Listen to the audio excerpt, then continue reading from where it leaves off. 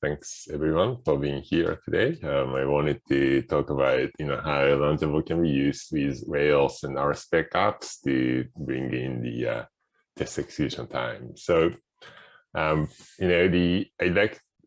love you to also join our community on Discord, and then we have a live demo channel in which we can take the Q&As, feedbacks, service, etc. And that conversation can go beyond this 15 minutes. So there's a link for that. All right. So with that out of the way, in the world of continuous security, right, the speed is a key, right? I think that's the pressure that all of us are working off of. But as we try to increase the speed of the delivery, the time it takes to build the confidence, the change you're making kind of starts to get in the way. I remember working in a packaged software shipping business in which we released every 6 months or so. So they are having a multi-day testing was okay. It was painful, but it was okay. But if you're trying to deploy, let's say, every day or even every week, having 2-day testing cycle is going to really kill you. So, the key to, I think, to unlock that seeming, I guess, conundrum, is that the right word? Between the rock and hard place. The trick to resolve that is to focus on delta. So if you think about the movie reels, there's a 24 frames per second. So lots of frames are going through.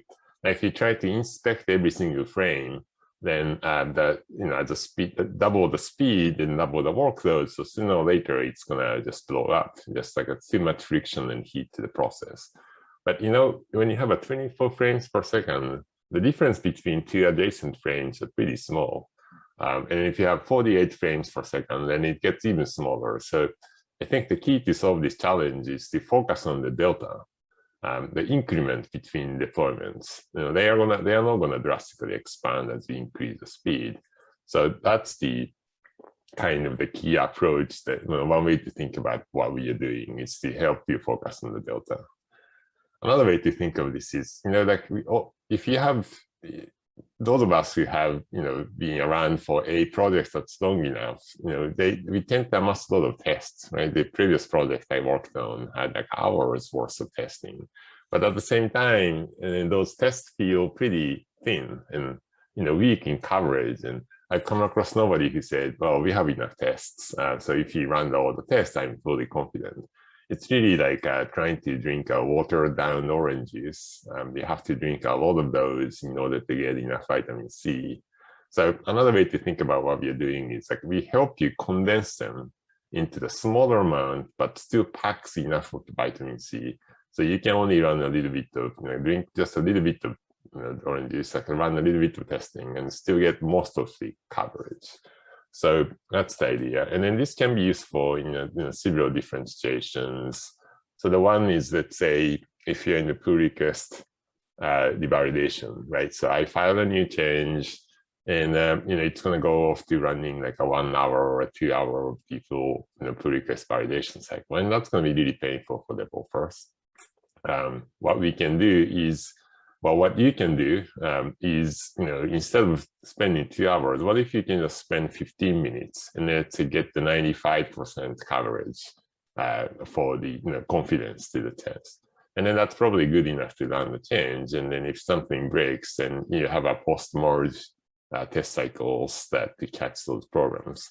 And if you combine, and that might sound a little scary, but if you think about the fact that your unit test is only going to catch so much problems anyhow, then losing the 5% of it suddenly doesn't feel all that bad, especially if you can come up with a drastic improvements to feedback time that allows you to allows developers to keep focusing on the same problem.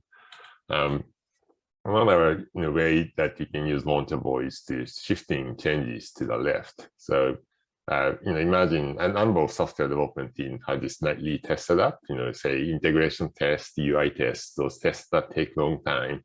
So you can really, run pre-merge. So there, let's say you have a 5-hour test that's running every night.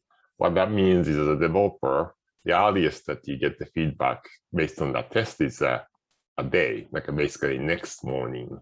So, and not to mention, the starting the day with the bunch of the failures, which is not a great, like a psychology-wise. So now imagine if you can create a 10% subset of those 5-hour tests, which is just 30 minutes. So that would be, now that you can run that basically like a back-to-back concurrently, like I say, post-merge after into the master branch, or even pre-merge, right? I mean, it's small enough that you can start think about those things. So with that now, you can see a developer can get the feedback based on those system tests pretty instantaneously, certainly far better than the one-day cycle. And then you can still keep the full cycle to the night in the night so that anything that missed during the day get caught. So this would be, more like an offensive play. You're increasing the total amount of tests that you're running, but you're getting a lot more output out of those. So, those are the kind of key ways that you can use Launchable. Now, let me just go back into how we set up this Rails app to kind of give you the feel of how to use this software in action, right? So what I have here is a very standard Rails applications. So I think the easiest way to do is just standard controllers, the model objects, etc., etc. It's like a small blog apps that has the articles and comment sections, and then these guys, you have a. So here's how the Launchable is integrated. Actually, let me. This should be fine. So. So the way Launchable comes in, we are the small command line tool. It's a Python, open source Python program that you can very easily install in your CI environment and whatnot. And then, this is just all about boilerplate. That the first thing we are doing is to verify the setup, and this is really more for the demonstration purposes that we have the system requirement met. And then what we are doing is like we are telling the system that, hey, I am gonna, this is a source code that I'm about to test, and then that allows our system to inspect what you have changed recently. That in turn drives what test we choose for you to run, right? And then next, I'm asking the system to give me the 50% subset of the test, and then I'm specifying the identifier of the build. And then my test is in the spec directory, and then my test is written in Rspec, and then that is in the spec directory. So just to again show you the test. So we have a test in the model, and then there's I guess you can think of it as end-to-end testing that involves the HTTP round trip. So back to so that's and then we are getting that list into a file, and later when we run the Rspec, we just specify those tests, and then the rest is just a pretty straightforward Rspec execution. So what I'm going to do is, let's say I'm going to make some change to I think the article. So let's see. I'm just gonna comment that one of the validations. Let's pretend like I'm adding I don't know, I'm modifying the definition of the model. So because I modified in this case the article, and then, well, actually, in the real flow, I'd be creating pull requests and not, but in order to kind of skip those juggling the screen, let's pretend like now I'm doing this in the CI system. So, when you create a pull request out of something like this, out of something like this, then you expect the pull request validation to run. So what happened here was, so this is, we asked the system what's the test to run, and then it gave us the 2 tests. So we have 4 test cases, so 50% kind of gives us the 2 out of 4. So this is a trivial app. So the model was our Launchable was able to correctly identify that because you modify article, it'd be good to run these two tests that are both related to the articles.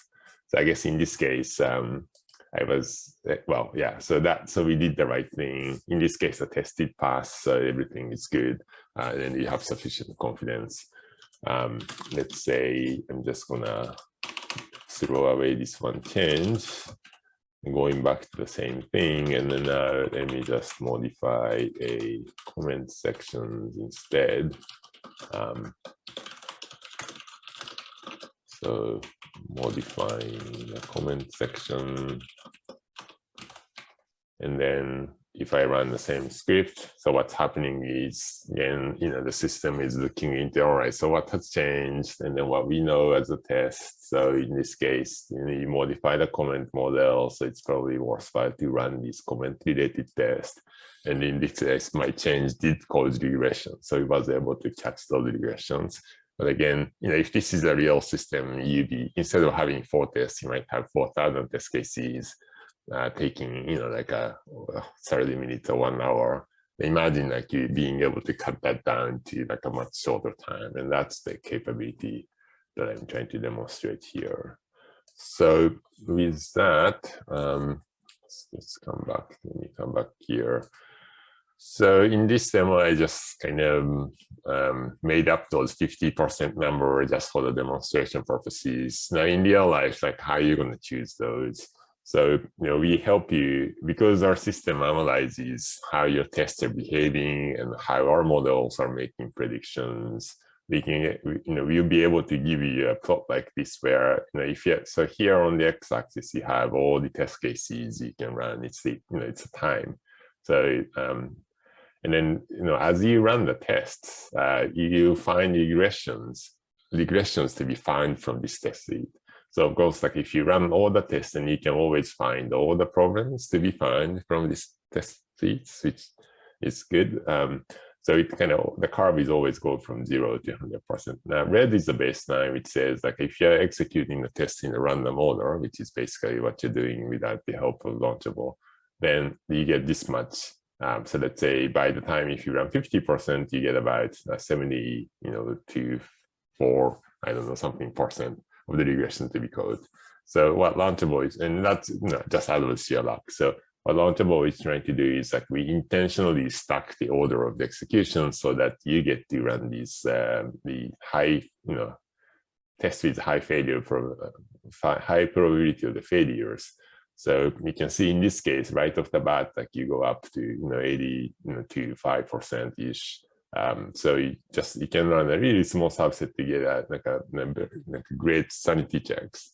If you want to kind of go up from there, then you start to get to the diminishing return. But again, if you think about the whole delivery pipeline, then the goal of any is there's a balancing act to be made between the speed of the feedback, or the workload that it incurs to the system, and how much regression you want to catch in that phase, because you have other phases coming down the road to catch other problems.